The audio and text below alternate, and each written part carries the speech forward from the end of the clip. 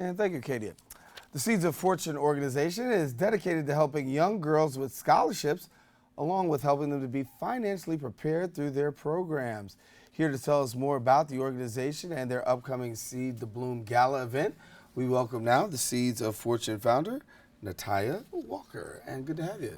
Thank you so much. Thank you for being here. And when we talk about young ladies, obviously you guys have a special push, young ladies financial literacy, and combining the two together, and there you have Seeds of Fortune. So give us a little bit about Seeds of Fortune.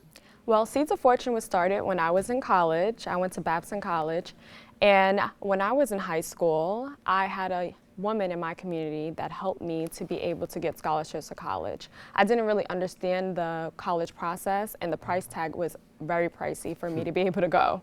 So throughout the summer of my senior year, she helped me to put my application together. And because she took the time out to help me, I was able to get the Posse full tuition scholarship to Babson, as well as the Girl Scout Woman of Distinction scholarship.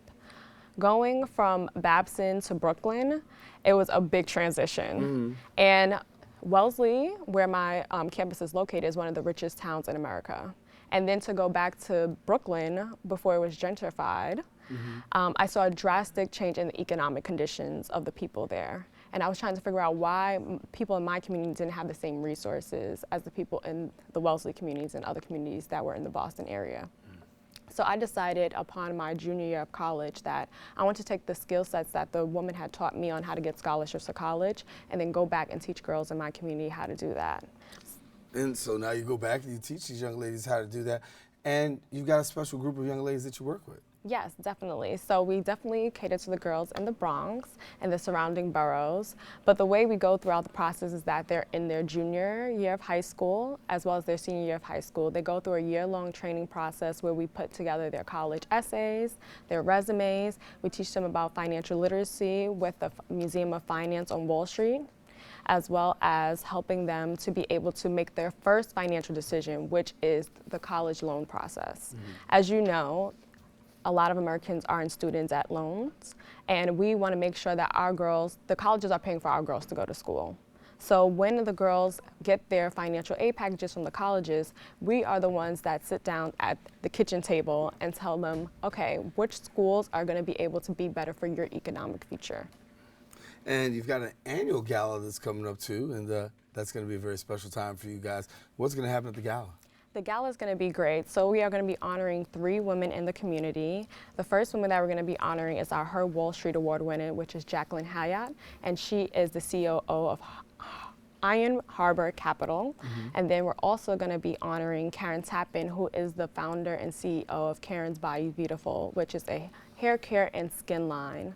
And our last honoree is someone that's very important in particular to our mission and cause, is the Dean of Admissions at Wellesley College, who is Joy St. John, and she will be our Woman of the Year.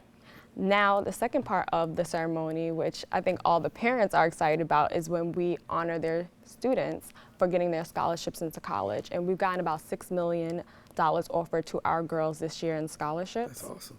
You. And then we'll also be inducting our new girls into the program. So we've grown about double our size this year. How do you go about picking girls for the program?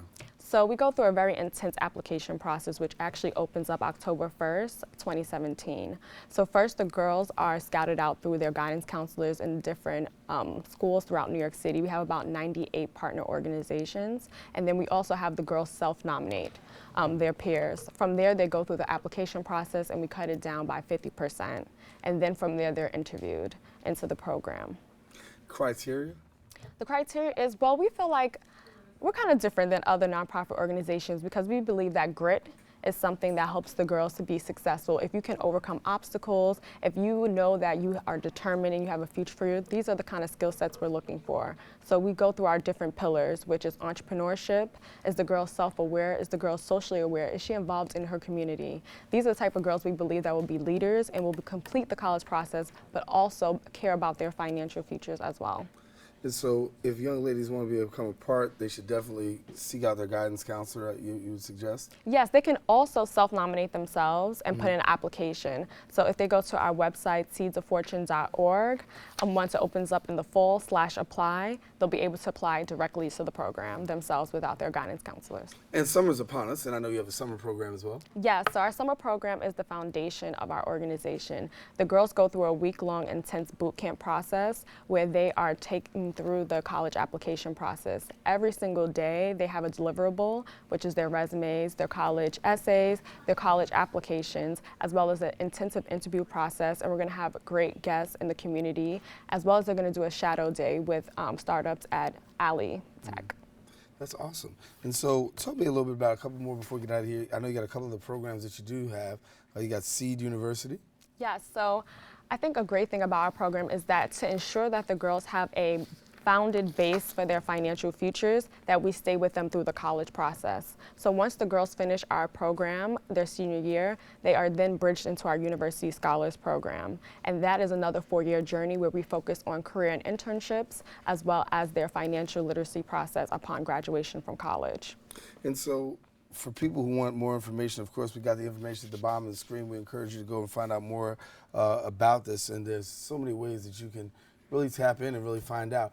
What is the hardest part for these young ladies in this process? Because it's very complex already as a father trying to get his child into college, I know. So what's the hardest part about really dealing with this whole thing? I think the hardest part for the girls is their college essay, because this is the time where they really have to pick one moment in time where they have to talk about themselves, talk about their stories, talk about their communities. And sometimes they find it very difficult to be able to concise that into 600 words, I would say, for the common application.